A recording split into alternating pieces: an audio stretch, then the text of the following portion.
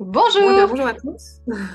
Oui, je c'est suis ça sera super contente. Aujourd'hui, je reçois Natacha Fouraja. Alors, elle va se présenter. Ça fait très longtemps qu'on essaie de programmer cette interview. Elle va vous parler de quelque chose que j'ai à moitié testé, mais qui pourtant peut apporter énormément de choses, pardon, à l'arrivée de nos bébés.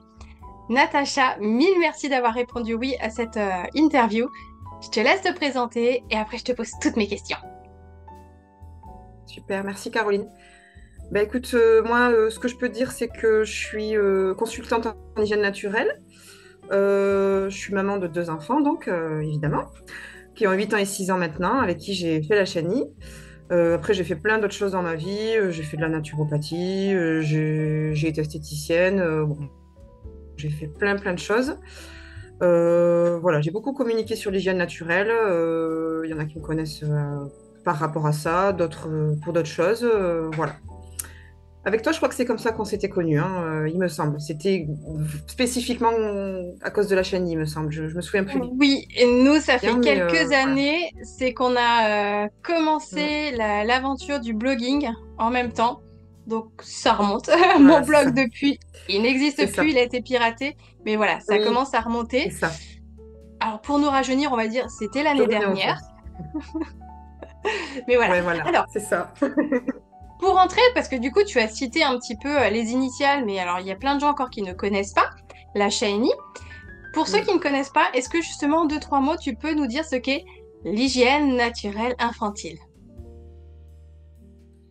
L'hygiène naturelle infantile, en fait, c'est une façon de comprendre quand son bébé veut faire ses besoins, en l'observant, tout simplement. Et à quoi ça va servir? Ça va servir à pouvoir lui enlever sa couche s'il l'emportune et à le porter au-dessus des toilettes ou d'un pot ou faire ça dans la nature. Peu importe l'endroit qui est choisi, mais en tout cas, ça va permettre au bébé de faire ses besoins hors d'une couche. Voilà. Ça, Et c'est alors, le concept de base. c'est ça. Et la première fois que j'ai lu tes premiers articles, j'ai dit, mais qu'est-ce que c'est? Comment on fait? Donc, du coup, Oui. explique-moi, j'ai envie de savoir, parce que donc moi, j'ai découvert ça grâce à toi.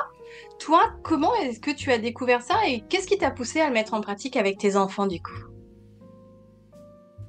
Alors moi, j'ai découvert ça à l'époque, j'étais en formation assistant maternelle. J'étais assistant maternelle pendant plusieurs années.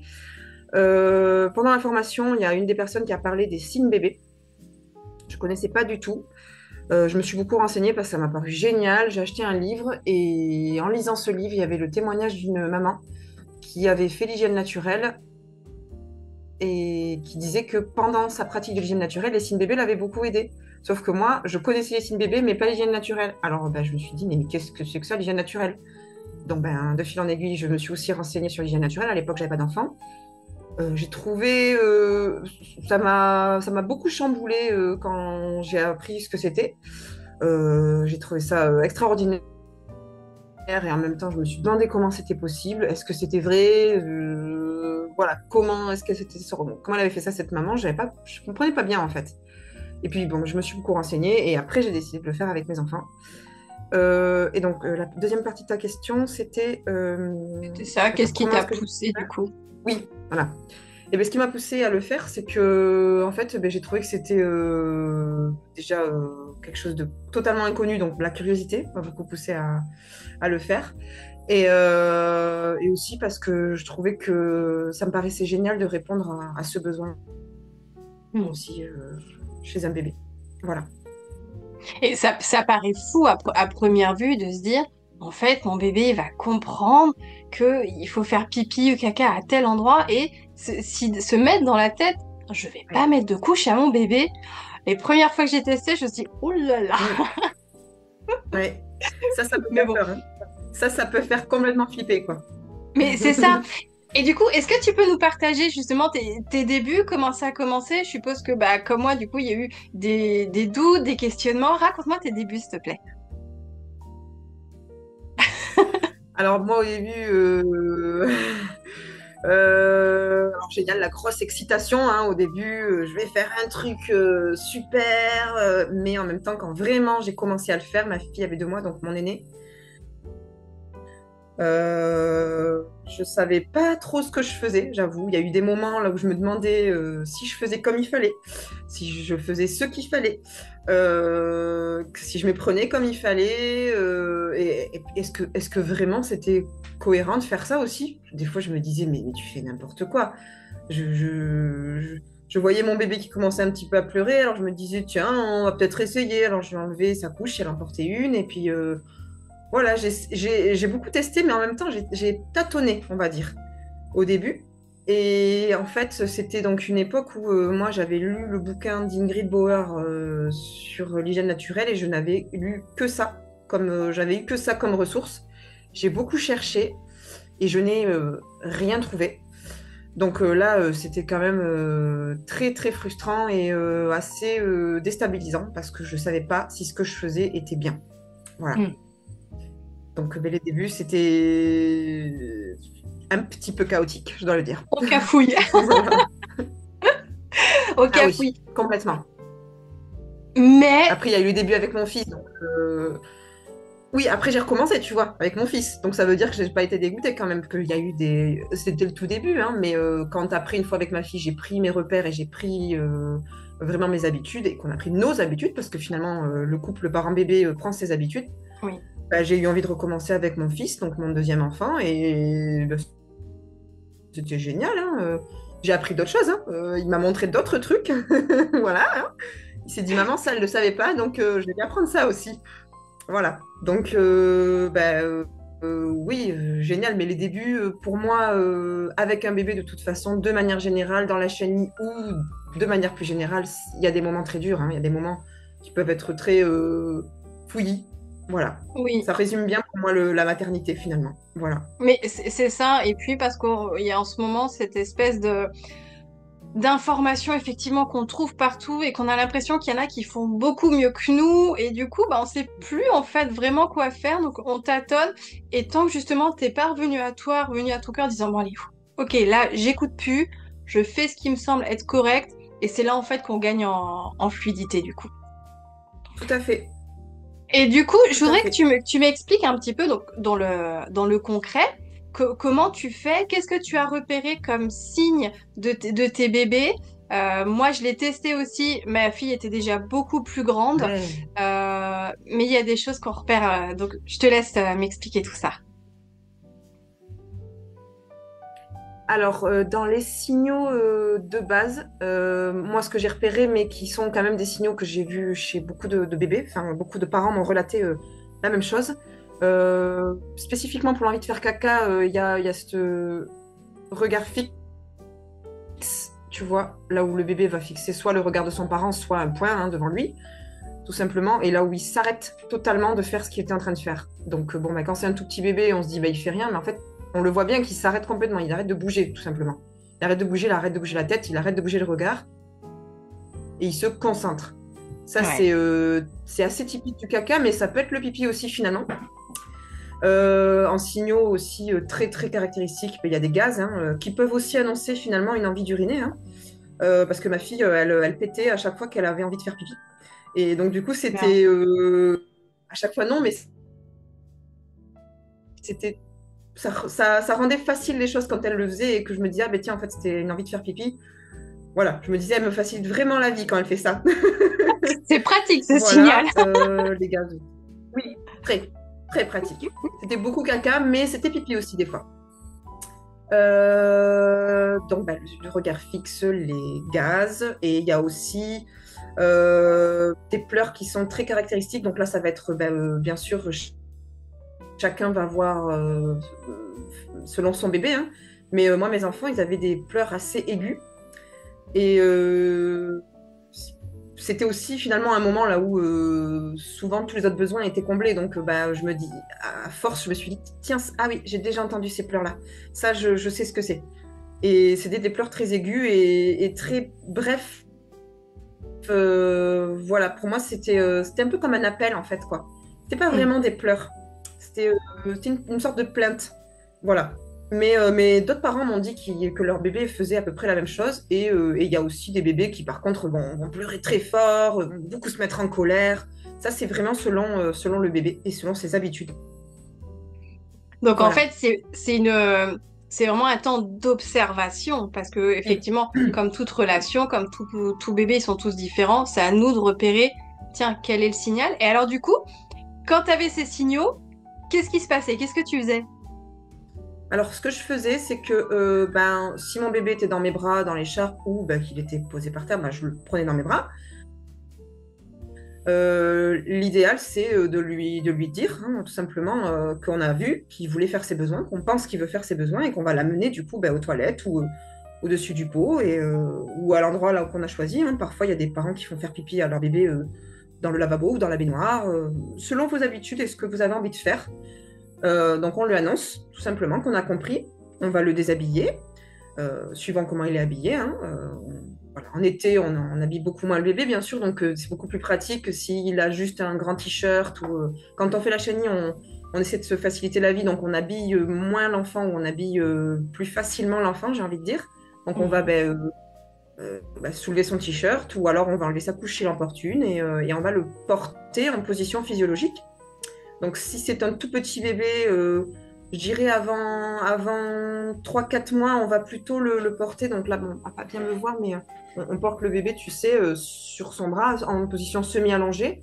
Et on essaie de relever un petit peu ses jambes avec ses mains comme ça, Mhm. pour qu'il y ait quand même une sorte de la physiologie quand même là-dedans. Parce que quand on Oui. relève les jambes, finalement, le bébé, ça lui fait faire. Nous, en tant qu'être humain, on est fait pour faire ses besoins accroupis.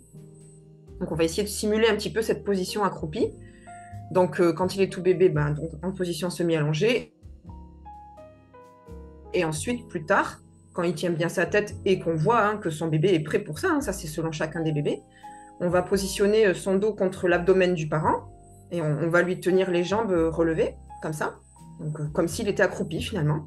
Et donc, on peut lui dire qu'à ce moment-là, il peut se lâcher, ou alors on va trouver chacun sa petite habitude, on va chanter des chansons, on va siffler, on va lui faire un petit bisou. Chaque parent fait un petit peu ses petites habitudes et en fait, avec tous les parents que j'ai accompagnés, chacun avait sa propre petite habitude. Donc, il y a autant d'habitudes que de parents, hein, j'ai envie de dire. Mais, Mhm. mais voilà, tout simplement pour que le bébé sache que quand on lui dit ça et qu'on fait ce signal, ça veut dire que c'est bon, c'est le bon moment et il peut se lâcher tranquillement et faire ses besoins en toute tranquillité et en sécurité. Voilà. Et ce, Donc, c'est et ça que... ce qui est fascinant, c'est de se dire qu'en fait, ils sont capables. On a tellement tendance à prendre ce Oui. petit bébé comme un petit humain qui est capable de rien, qui sait pas gérer son corps, alors qu'en fait, ils y arrivent. Et du coup, en discutant avec toi, j'ai une question que je t'avais pas notée. Est-ce que tu peux Tout à pratiquer fait. ça, donc l'hygiène naturelle infantile, dès la naissance, à quelques mois? Quand est-ce quelle est la bonne période en fait? Quand est-ce que tu commences? Alors, la bonne période, c'est celle que ses parents vont choisir, hein, suivant aussi leur capacité, hein. Bien sûr, si une maman, elle a eu un accouchement difficile, elle a eu une césarienne qui n'était pas programmée, ou quelque autre raison que ce soit, puisque ça reste un accouchement et ça reste quand même une période où on se sent fragile, elle peut avoir décidé de commencer la chenille dès la naissance et finalement ne pas le faire dès la naissance, comme ça m'est arrivé à moi, hein. Pour ma fille, je suis tombée très malade à sa naissance. Et je voulais faire la chenille dès la naissance, et puis finalement, j'ai commencé à 2 mois. Pour mon fils, j'ai commencé à 1 mois, parce que je me sentais beaucoup mieux et plus tranquille, parce que j'avais un petit peu d'expérience déjà, puis que l'accouchement s'est très très bien passé, donc je me suis remise plus facilement. Il n'y a pas de période idéale en vrai, c'est celle que donc, le parent choisit, ou le couple parental va choisir, si les deux parents décident de le faire aussi, puisque finalement, un des deux parents peut le faire et pas l'autre, hein, finalement. Oui. Voilà. On peut le faire dès la naissance, oui, parce que c'était dans ta question, parce que le bébé a des compétences et est capable de savoir quand il veut faire ses besoins et de le dire à son parent, puisque tous Hmm. les signaux qu'il émet, c'est des signaux qui sont envoyés pour dire à son parent, papa, maman, j'ai envie de faire mes besoins là, donc s'il te plaît, aide-moi à Hmm. me faire dans les meilleures conditions possibles. Ça sert exactement à ça, en fait. Mais Voilà. c'est génial. Et tu vois, moi, ce que j'ai appris, donc, en Moi suivant aussi. un petit peu ce que tu disais, c'est que, en fait, le fait de mettre une couche à un bébé, de base, le bébé, il serait capable de faire, mais quand on lui met cette couche et que du coup, on le laisse macérer là-dedans, en fait, de lui-même, il va se couper de ses facultés, il va plus forcément sentir, bah, tu vois, là, j'ai envie de faire pipi, caca. Et après, on galère quand à 3 ans, ils veulent aller à l'école et qu'on dit là, il n'y a plus de couches, parce qu'en fait, il y a tout Oui, à refaire. Alors que si on prend dès la base, et ce que j'aime tout à aussi dans fait. ce que tu viens de dire, c'est le côté zéro pression.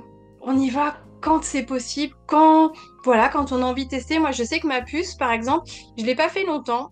J'ai commencé, elle marchait. Justement, elle avait déjà commencé à marcher et j'avais Ouais. en tête cette idée qu'ils commencent à bien maîtriser leur sphincter. Donc voilà, j'ai testé. Elle avait elle avait 1 an puisque justement elle marchait. Donc merci pour ce côté. Eh, cool. Pas de pression, on y va quand c'est ok pour tout le monde en fait. C'est ça. Mais je pense que ça s'applique à tout dans la maternité. On met trop de pression aux mamans, on met trop de pression aux parents. Mm. Et on veut faire des choses qui sont géniales, hein. Vraiment, moi, je suis très contente d'avoir eu mes bébés et de pouvoir porter, materner comme je le voulais, dormir avec eux. J'ai fait plein de choses vraiment géniales. Mais je me suis aussi mis de la pression. Et avec l'hygiène naturelle, comme avec d'autres choses, hein. Et je pense qu'il y a des moments où, pour plein de choses, j'aurais eu besoin qu'on me dise, cool, c'est Cool. pas grave. Il y a eu des fois où on me l'a dit. Mais il y a eu des fois où moi toute seule, j'avais ma petite voix qui me disait que c'était pas assez bien ce que je faisais, ou que c'était trop tard, ou que voilà, des petites voix qui font pas du bien finalement. Et je pense que c'est important, hein, de se dire oui, la chenille, c'est sûr, il faudrait que l'enfant ne soit pas encore autonome, mais la période où il devient autonome, ça dure pas 1 minute et ça y est, il est autonome le lendemain. Oui, il y en a qui vont dire moi, du jour au lendemain, mon enfant, il a été autonome. Je pense pas en vrai, je pense qu'il était en train de se préparer à ça depuis déjà plusieurs jours, plusieurs semaines. Mm. Et je pense que quand on observe bien l'enfant, on voit qu'il est déjà en train de nous regarder quand on va aux toilettes. Il veut aller voir ce qui se passe. Il joue avec le papier. Il joue avec la cuvette. Il regarde, mais à quoi ça sert?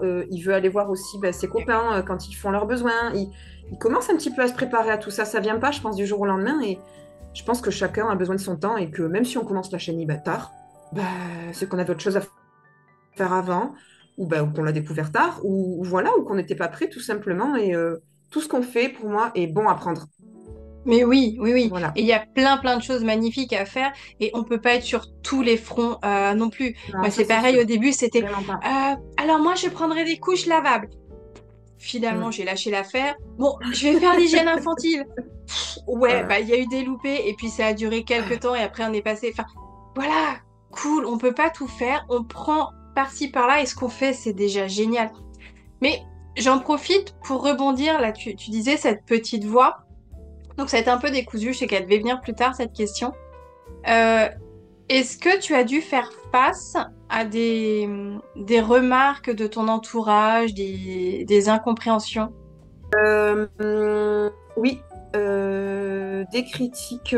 Alors, il y a eu beaucoup de regards circonspects, surtout. Ça, il y en a eu énormément, je ne les compte plus. Là où je pense que les gens se sont demandé, mais qu'est-ce qu'elle fait, en fait? Qu'est-ce qu'elle fait? Qu'est-ce que... Parce que vraiment, je pense que les personnes se demandaient ce qui se passait, parce qu'ils ne comprenaient pas. Et ce que je faisais ou ce que j'étais en train de leur dire aussi, hein, ça dépendait. Parfois, c'était en conversation aussi. Euh,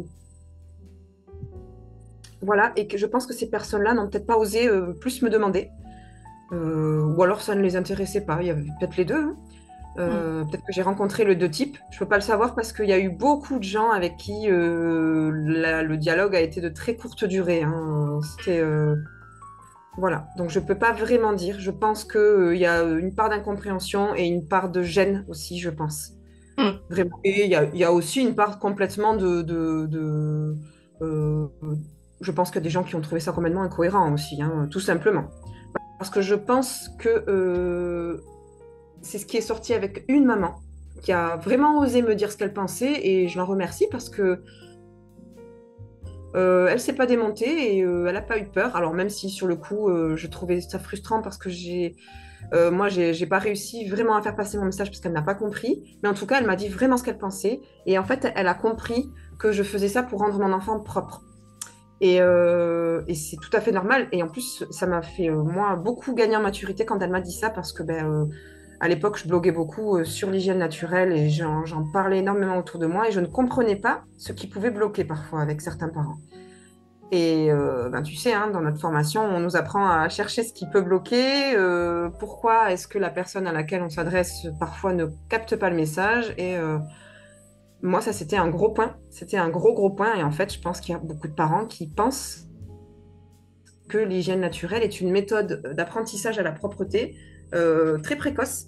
Et on leur dit surtout, surtout, de ne pas commencer trop tôt. On leur dit de ne pas commencer avant 2 ans. Donc je pense qu'il y a beaucoup de parents qui ont cette peur et qui confondent l'hygiène naturelle avec l'apprentissage de la propreté. Alors là, par contre, depuis cette conversation avec cette maman, je suis restée bloquée là-dessus. Je n'ai pas réussi à aller plus loin que ça, à comprendre vraiment comment en parler aux parents pour qu'ils comprennent que ce n'est pas ça. J'ai essayé, mais j'ai pas réussi. Mais par contre, déjà, quand elle m'a dit ça, j'ai fait un bond déjà en avant pour moi. Oui. Parce que j'ai compris ce qui bloquait. Maintenant, comment le débloquer, ça, c'est autre chose. Oui, Voilà, en- en- l'apprentissage de la propreté, c'est un trop gros point et je n'arrive pas à le débloquer. Voilà. Pardon, je j'entends te du coupe coup la ce que parole. tu veux dire, oui. Parce que effectivement, il y a encore une fois, je reviens à ce passage où ils ont 3 ans, ils vont devoir rentrer à l'école, ils ont besoin d'être propres. Sauf que à ce moment-là, bah, C'est ça. on a peut-être perdu des choses. Donc peut-être qu'effectivement, Oui, dans la pensée de certaines personnes, c'est ça, c'est ce cap-là qu'on doit faire, vouloir le faire plus tôt, alors que dans la démarche, à mon sens, hein, c'est pas du tout ça. Moi, quand j'ai commencé avec ma fille, c'était plus dans l'idée de me dire, je respecte ses capacités et je te vois, je te considère tel que tu es. T'es pas ce petit bébé à qui je suis obligée de mettre des couches. Alors après, on peut dire effectivement que ça a ce côté extrême de vouloir autonomiser les enfants à outrance, mais encore une fois, c'est pas ça non plus. C'est vraiment aller dans le sens du respect de l'autre et de ses compétences. En tout cas, moi, c'est vraiment comme ça que je l'ai vu et que j'ai voulu le mettre en place. Sauf que j'ai eu la flemme au bout d'un moment d'essuyer les loupés. Mais dans ma réflexion, c'était je celle-ci en tout comprends cas. très très bien. C'est exactement ça, hein. Pour moi, le concept d'hygiène naturelle, c'est ça qu'il faut en comprendre parce que c'est ce que chaque personne qui a partagé sur le sujet va te dire parce que c'est ce qu'elle a vécu elle. Et moi, du coup, j'ai discuté avec toutes les personnes qui ont écrit des bouquins sur ça. Il n'y en a pas des masses, hein. Voilà, j'ai discuté très très peu, hein. Ingrid Bauer, elle est pas, tu peux pas la trouver comme ça. Mais donc c'est elle qui a le plus partagé sur le sujet. Elle est américaine et c'est le premier livre que j'ai lu. Après, j'ai discuté avec 3 autres personnes qui sont françaises et qui ont soit écrit des livres, soit beaucoup partagé sur le sujet. Et je connais une personne qui est belge aussi, qui est d'origine brésilienne. Et elle blogue sur ça, elle en parle énormément, elle donne des cours, elle aide des parents. Elle a fait un petit peu la même chose que moi, elle fait de l'accompagnement.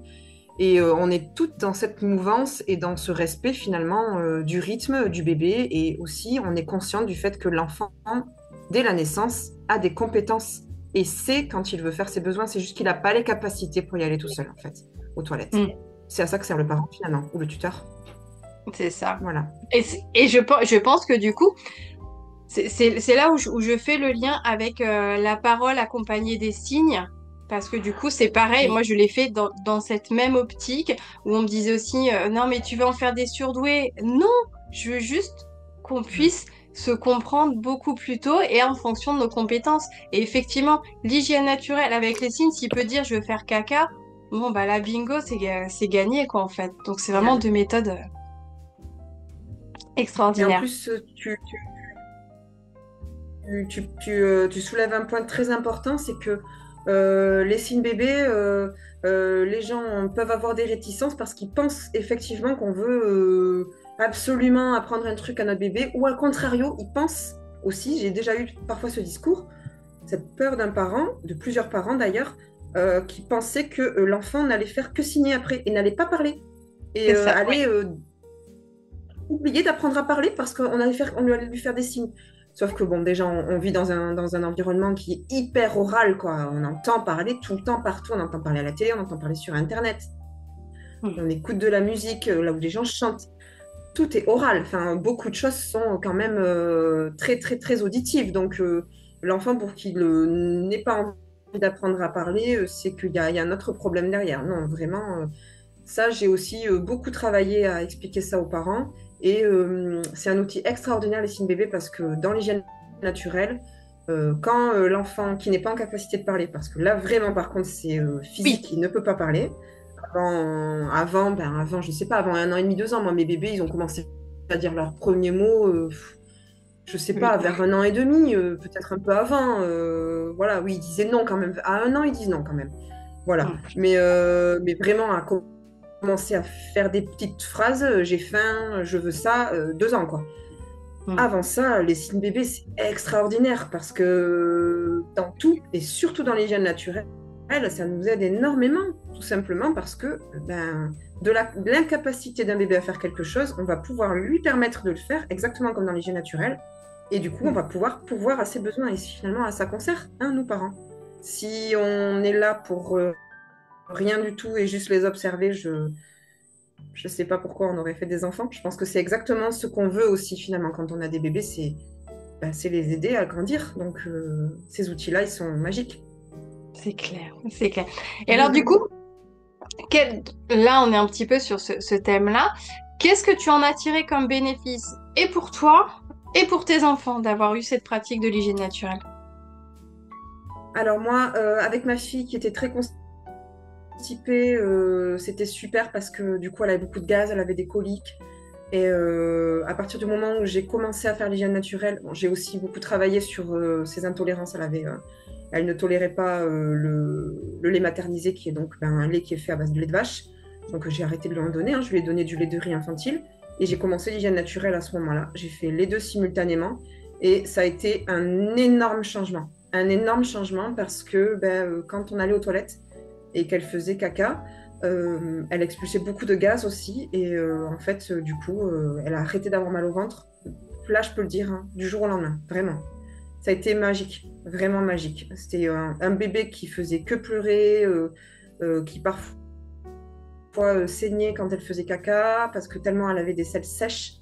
Et alors, elle a toujours ce tempérament constipé, hein. Ça ne, on travaille beaucoup sur ça, et c'est son tempérament, elle est comme ça. Mais quand même, ça l'a énormément aidé, hein.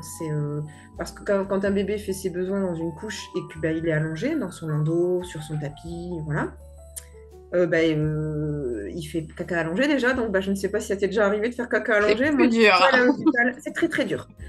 J'ai été hospitalisée et j'ai pas pu, moi, en fait, parce que j'y arrivais physiquement pas, en fait, tout Mais simplement. oui.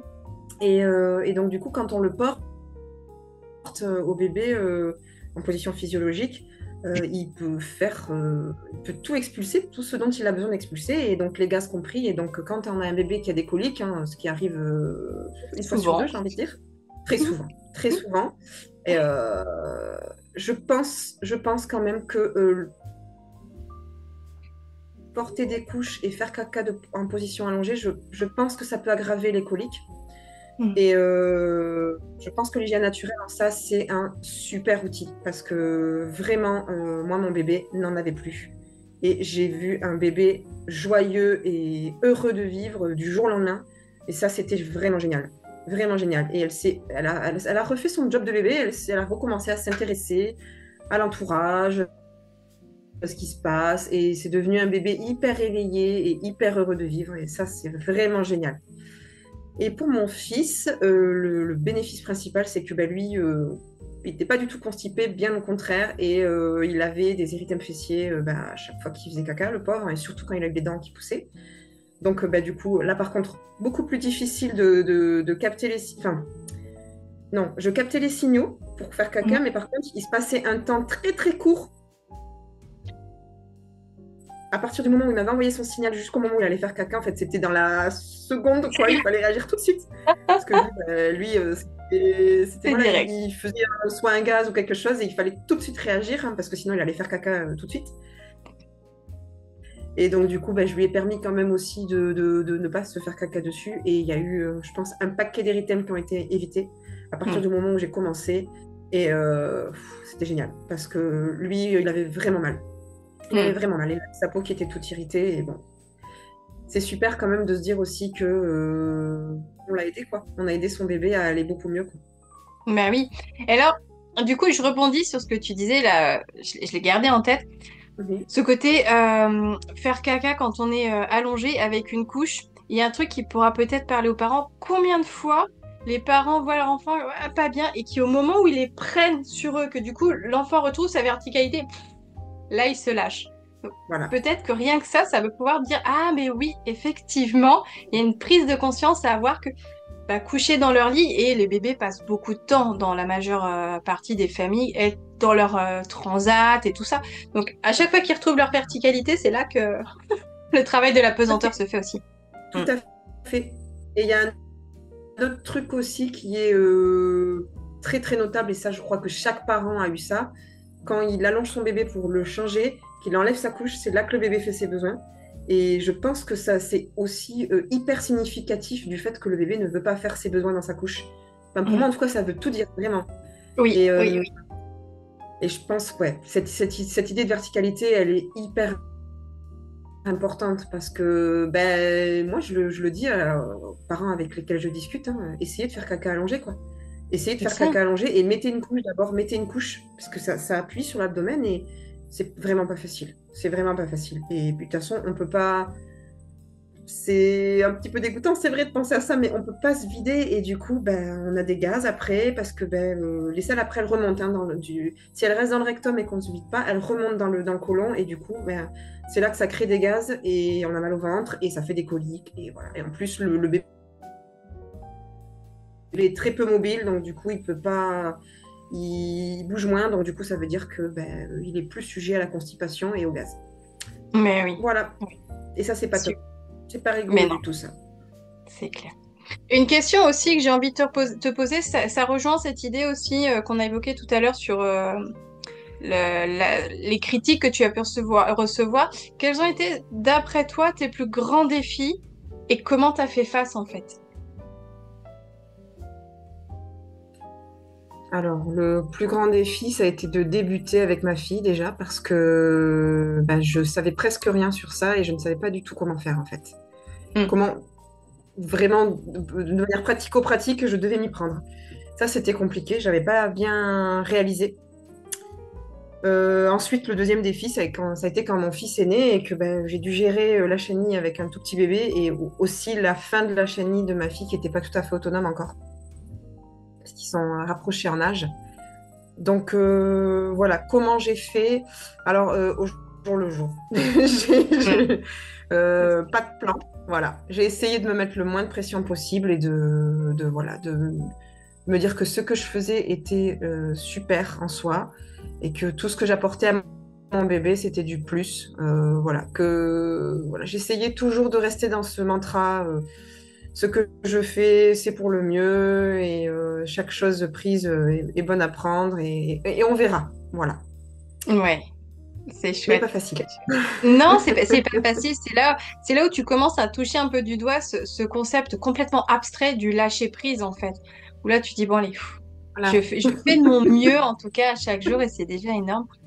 Tout à fait. Et ce que j'aimerais Exactement. discuter, je voudrais discuter avec toi, c'est autant tu vois donc tu disais il y avait beaucoup d'incompréhension de la part des gens. Qu'est-ce qui explique qu'il y a des endroits sur la planète où mettre une couche, c'est inconcevable? Déjà parce qu'ils en ont pas et parce que du coup, voilà, les enfants, ils font comme ça. Est-ce que tu as une idée de pourquoi, voilà, il y a certains endroits où c'est acquis, c'est naturel et que chez nous, on est vraiment réfractaire à ça, c'est pas du tout répandu? Alors, je pense que déjà le climat joue beaucoup. On est dans une zone, hein, voilà, tout l'Occident, là où 6 mois de l'année, il fait très froid. Et il fait froid, froid, voire très froid, voire plus que 6 mois même, hein, mais on va dire environ 6 mois quand même, là où on ne peut pas s'habiller comme on veut, hein. On ne peut Mm. pas garder les fesses à l'air, hein, parce que ben, il faut quand même un minimum se couvrir, quoi. Et du coup, ça rendrait compliqué si les gens faisaient l'hygiène naturelle, déjà, tout ça. Le deuxième paramètre, je ne les donne pas dans l'ordre d'importance, mais comme ils me viennent, hein. Enfin, chacun en jugera par sa propre expérience et par ce qu'il pense au plus profond de lui. La deuxième chose, c'est on vit dans des maisons là où bah, le mobilier, le sol, ça craint tout ça, hein. On n'a pas envie de les abîmer, on n'a pas envie de les salir. Euh, dans l'idéal des gens, je pense que le peu qui connaissent cette technique se dirait que bah, si je fais l'hygiène naturelle avec mon bébé, il va y avoir bah, du pipi et du caca partout. Ce qui, à certaines périodes, hein, peut être vrai, hein. Il y a du pipi par terre parfois, hein.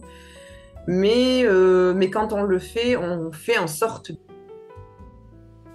de couvrir ce qui doit être couvert et voilà, de faire en sorte que quand on n'a pas du tout envie de salir tel endroit, voilà, on va protéger, on va faire ce qu'il faut. Donc ça, c'est deux paramètres qui me paraissent déjà Mm. voilà, c'est évident. Et il y a une troisième chose qui, de toute façon, pour moi, je pense que je n'ai pas compris en tout cas encore comment emparer ça et je ne sais pas comment faire. C'est que dans la tête des gens, de toute façon, les couches, c'est normal. Parce on a eu quand même un tel lavage de cerveau depuis 70, 100 ans, j'ai envie de dire, à peu près. La première couche, elle a été créée dans les années 1900, donc c'est à peu près ça. Il y a un outil, il y a la couche, certes, mais il y a tout ce qui va avec, hein. Il y a tout le lobbying, quoi. Tu vois, tout ce qu'on nous explique. Et on nous explique que l'enfant, ben, quand il est né, il n'est pas mature, hein. Il sait pas se retenir. Et il sait pas aller aux toilettes tout seul. Donc, il faut absolument lui mettre des couches, sinon tu vas en avoir partout. Donc, il y a Mm. ça. Et je pense que 95% des gens pensent que si j'ai un bébé, je vais avoir forcément des couches dans mon sac à langer. Exact. Voilà. Et si j'en ai pas, ben, soit je suis fou, soit j'ai rien compris. Voilà. Donc, ça fait partie du packaging et je sais même pas, sauf ceux qui ont voyagé, mais je sais même pas si certaines personnes savent que dans certaines parties du monde, les gens n'ont pas de couches. Et je pense qu'ils savent ils pensent en tout cas ils penseraient que c'est parce que ces gens-là n'ont pas le choix, mais en fait, les gens qui vivent sans couche et qui pratiquent l'hygiène naturelle de manière ancestrale le font pas par manque de moyens. Ils le font par manque de moyens, certes, mais ils n'en voudraient pas en fait des couches parce qu'ils n'en ont pas besoin, tout simplement. C'est Ils ça. savent répondre aux besoins de leur bébé à ce niveau-là. Et nous, on a oublié ça. Donc, même si on veut faire l'hygiène naturelle, il y a une remise en question à faire et il y a il y a un squeeze mental et il y a quand même un apprentissage à remettre Mm. en marche. Et ça, c'est pas facile. C'est pas facile. C'est pas naturel. Voilà. C'est ça, et c'est Ça, c'est tous exactement les freins pour moi. l'objectif. Mais oui, et c'est exactement, tu vois, l'objectif de cet entretien, c'est déjà de donner l'information. Tant que tu n'as pas cette information, tant que tu n'as pas la connaissance que c'est possible, que ça existe, déjà, tu ne peux même pas commencer à y réfléchir. Et moi, ma partie à moi, c'est plus la préparation de Exactement. la maman sur l'accouchement. Et il y a tellement de choses qui se rejoignent. C'est pareil, accoucher allongé sur le dos, ben tu peux pas. Et ce conditionnement où on te dit c'est Là, comme ça, c'est ça. alors que non. Ouvrons un petit peu le champ des possibles. Il y a énormément de choses qui sont à notre portée, mais pour plein de raisons, on n'a pas l'information. Donc, mon idée quand je t'ai invitée, c'était vraiment ça, de pouvoir enfin en parler et de dire aux gens, hey, peut-être qu'on peut ne pas acheter des couches. Parce qu'en plus, il y a tout ce qui va avec la couche, au-delà du... Ouais. Il y a le Ouais. coût, il y a le facteur écologique. On sait que c'est quand même un truc ultra polluant parce que c'est 4 à 6 couches par jour pendant à peu près 3 ans. Pour le bébé, il y a des produits chimiques pour absorber les sels et les urines. Donc tout ça, voilà, bébé macère dedans. Voilà, on peut peut-être faire autrement et c'est vraiment l'objet de cet entretien. Mm. C'est ça. Question maintenant, on va arriver sur les questions un petit peu plus pratiques. Quelqu'un, voilà, qui nous a écoutés, qui commence à se dire, tiens, ça peut être pas mal cette idée. Quel serait ton conseil pour un parent curieux, mais qui hésite encore? Alors, un conseil, ça serait s'il en a besoin, en tout cas, de s'entourer de tous les gens qui l'ont déjà fait. Bon, ben, il y a des ressources hein, maintenant, hein. Moi, j'anime un groupe Facebook, j'ai écrit un livre, il y a d'autres livres qui existent aussi. Et il y a pas mal de parents qui commencent à le faire, donc on peut discuter avec plein de parents. Déjà, moi j'ai envie de dire que si on veut essayer, c'est super. Voilà. Moi après aussi, je peux répondre hein, en message privé. Hein, on peut me poser toutes les questions qu'on veut. Il y a plein de parents qui me parlent et dès que je le peux, je communique beaucoup moins sur le groupe, mais par message privé, en tout cas, je réponds à toutes les questions des parents parce que ça me tient à cœur et que j'ai été formée pour ça et que je trouve que c'est tellement génial et qu'on est aussi, on peut être très très démunis au début parce que c'est quelque chose que ben, la plupart des gens ne font pas, donc on ne sait pas comment faire. Hmm, Donc surtout ne pas hésiter à ça et super, si les gens commencent, c'est génial. c'est ça. Et donc, du coup, c'est bien parce que tu as répondu aussi à ma question en termes de ressources. Donc, tu parlais voilà, déjà des autres parents, de ton groupe, de ton livre. Est-ce que tu peux, je noterai tout dans la description, mais est-ce que tu peux nous dire déjà, voilà, ton livre et puis si tu en as d'autres, tadam! Alors sur l'hygiène naturelle, voilà, tadam, comme tu dis, j'ai écrit donc le petit manuel à l'usage des parents et des bébés qui aimeraient utiliser moins de couches. Donc c'est un tout petit livre, hein, tu vois, il n'y a pas, voilà, c'est facile à lire et ça donne des infos de base. Hein, c'est pas hyper, ça va pas très profondément. C'est pour les parents qui savent déjà un petit peu ce que c'est.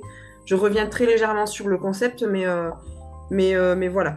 Mais ce livre, il est fait vraiment pour les parents qui sont en train de commencer et qui ont besoin de bases pour pouvoir être sereins et savoir qu'est-ce que je dois avoir comme matériel, comment est-ce que je dois porter bébé, comment est-ce que je fais pour reconnaître quand il a envie de faire ses besoins. Voilà, c'est les bases. Vraiment, on commence tranquille.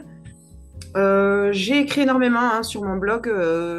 J'ai le projet de regrouper tous mes écrits pour en faire un bouquin beaucoup plus gros et vraiment un précis, tu vois, pour les parents qui veulent aller plus loin dans la pratique et qui veulent vraiment s'interroger sur d'autres choses, qui veulent aller plus loin, ou aussi pour des cas particuliers qui sont pas si particuliers que ça, parce que finalement, il y en a aussi beaucoup. Ben, par exemple, je pense aux mamans de jumeaux, maman et au papa de Oui. jumeaux. Hmm.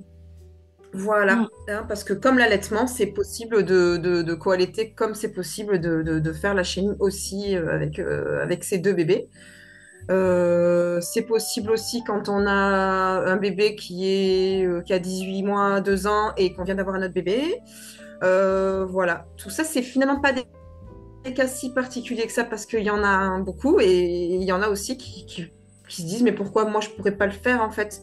Alors ça Hmm. demande une petite organisation, hein, évidemment, comme pour tout le reste. Mais voilà, et je parle de plein de choses. Je vais développer beaucoup plus la nuit aussi, comment ça se passe la nuit, comment ça se passe pendant les sorties. Et je vais développer beaucoup plus aussi tout ce que ça apporte comme bénéfice au bébé. Donc notamment, j'en ai parlé tout à l'heure, des coliques du nourrisson. Voilà, des érythèmes fessiers et vraiment de plein d'autres choses qui peuvent être géniales, comme ben, le fait d'avoir un tout petit sac à langer quand on est une maman qui fait la chenille, parce qu'on a besoin de presque rien en vrai. Hmm. Comment ça peut faciliter la vie, comme plein d'autres choses, hein, comme l'allaitement finalement peut la faciliter aussi. C'est ça. Voilà, Et en fait, du coup, si tu cumules l'allaitement et la shiny, ben en fait, t'as pas besoin de sac à langer. T'es paré, tu c'est peux ça. sortir les mains dans les poches, quoi. Pas besoin de rien. Tu sors comme ça, c'est ça, avec ton bébé, et puis voilà. C'est Oui, pratique. c'est c'est très pratique. Ouais. Oui, oui, mais c'est sûr que ça, c'est pour moi un point qui est hyper important à dire. Quand on fait la chenille, il y a un côté pratique. Parce que la nature, elle est faite comme ça. Le bébé a des compétences et nous avons des compétences en tant que parents. On est Mm. capable de capter. C'est pour ça que c'est aussi difficile de faire la chenille quand on ne connaît pas le bébé. C'est presque impossible. La chenille, c'est une relation intime avec son bébé. Et quand on connaît son bébé, on sait, on anticipe ses besoins presque. Ses besoins d'élimination. Donc finalement, voilà, j'ai besoin de rien, presque. Voilà. Et, et du coup, c'est bien parce que ce que tu viens de dire, je me rappelle que je ne t'ai pas posé cette question qui pourtant a été notée. Euh, comment justement tu, comment ta relation au bébé, elle a changé? Qu'est-ce que ça apporte de faire ça en termes de relation? Alors, moi, je pense que si je n'avais pas fait la chenille, évidemment, j'aurais loupé des connaissances que m'auraient apporté mes bébés. Je pense que j'ai appris à les connaître d'une manière qui est très profonde parce que j'ai répondu à un de leurs besoins auxquels beaucoup de parents finalement ignorent et ne répondent pas et ignorent parce qu'ils ne le savent pas exactement comme on disait tout à l'heure, hein. Moi, j'ai eu beaucoup de chance d'apprendre ce qu'était la chenille avant d'avoir mes bébés parce que, et je remercie, je sais pas qui, mais je remercie la vie en tout cas pour ça parce que vraiment c'est une expérience formidable Mm. parce que j'ai appris des choses mais enfin vraiment hyper importantes sur mes bébés et pour moi, dans la relation, alors oui, c'est sûr qu'il faut être prêt après à donner hein, ce temps-là et cette énergie.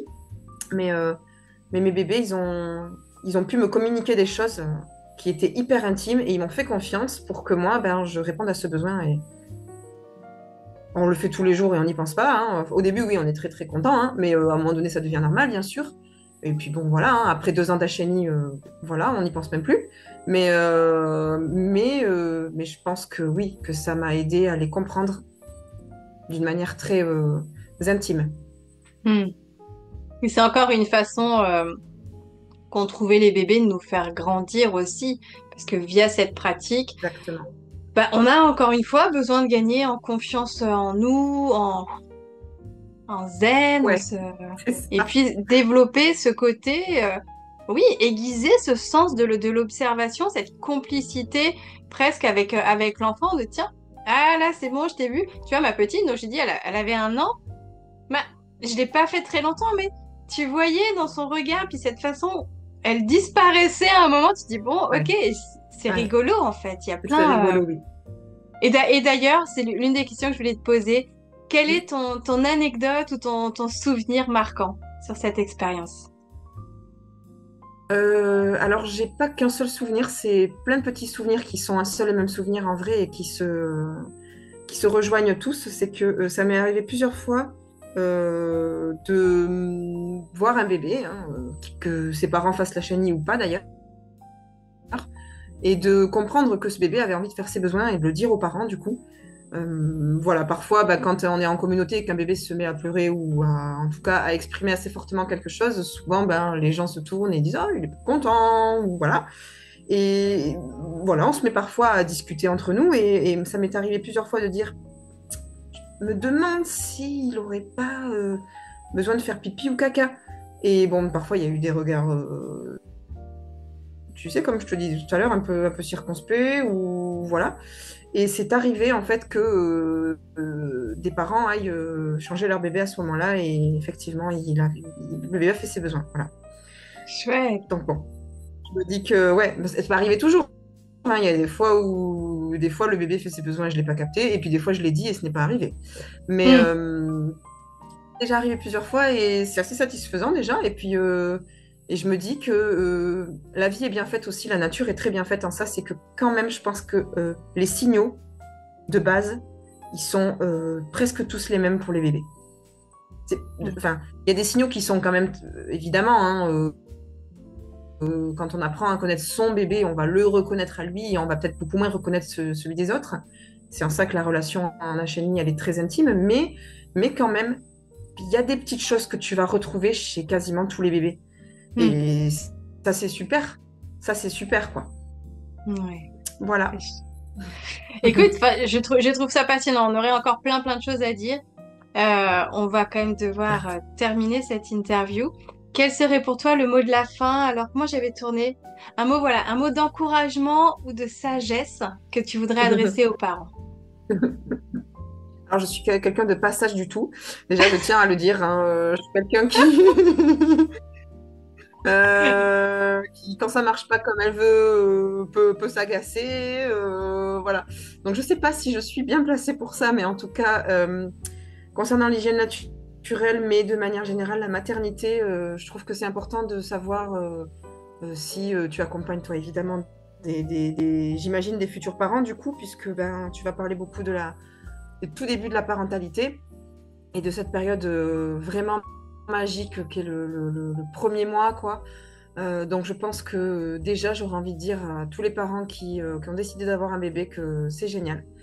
que c'est complètement bouleversant et que c'est normal d'hésiter, d'avoir peur, de se tromper, de pleurer et de changer complètement d'émotion dans la seconde qui suit. Donc voilà, bravo à tous ces nouveaux parents en tout cas. Ouais, super. Je te remercie beaucoup. Écoute, ça a été vraiment un réel plaisir. On a encore plein de choses Plaisir à partagé. échanger et je souhaite vraiment voilà Oui, que si cette vidéo peut servir à donner l'information à quelques personnes, eh bien on aura gagné notre journée. Donc vraiment du fond du cœur, je te remercie Natacha. merci à toi Caroline. À bientôt.